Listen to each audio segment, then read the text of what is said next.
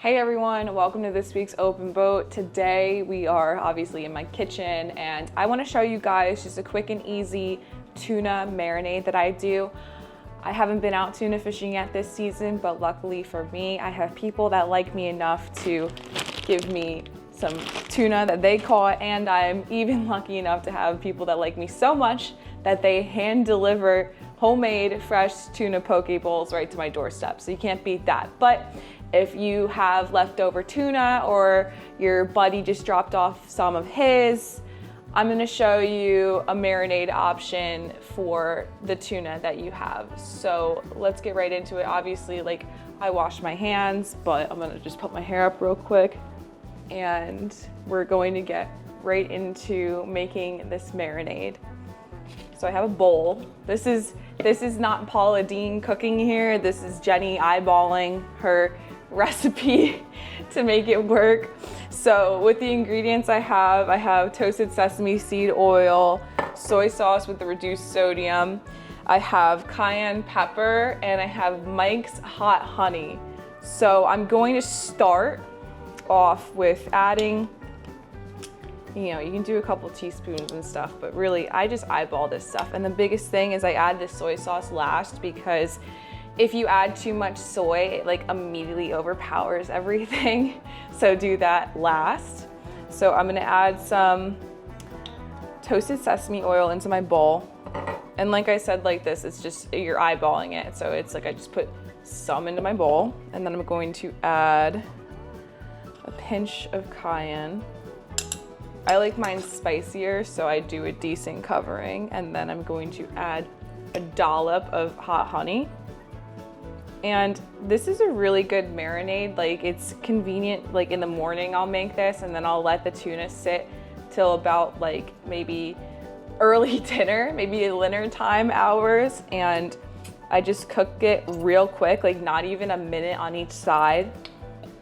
And it turns out really nice. So that's a couple drops of that. And before I add the soy sauce, just get a fork and I'm gonna mix it up in here.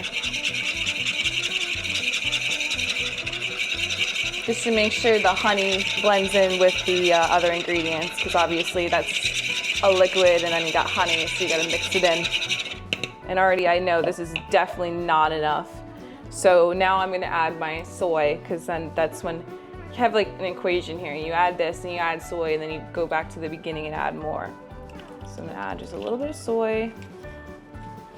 It smells delicious. It's a very strong smell, especially early in the morning. It'll wake you up. So I'm gonna give it a little taste test here. Obviously I washed my hands, so I'm good. Yeah, it needs more sesame seed oil. So this is like the guessing game here. Well, not guessing, you're taste testing and figuring out what you need more of. And I'll add like a decent bit of toasted sesame oil, give it a mix, and see what it needs from there. So see, I'm over here mixing. Give it another taste test. Needs more cayenne and hot honey. I like mine spicy, so you don't have to go crazy. You can literally use regular honey instead of hot honey, but I'm a spice girl, so I like my heat. And I'm almost out of hot honey too, so I'm gonna need more of that. Okay, mixed up. So it's a lot of adding, tasting, adding, mixing, tasting, seeing what works best. And it's cool because it's not like just a based off recipe that you're reading off of a sheet of paper. You're making it for how it works for you based on flavor choice. We're almost there. Needs just a little bit more soy, and then I think we're good to go. So I'm gonna add a decent bit of soy. Mix it up.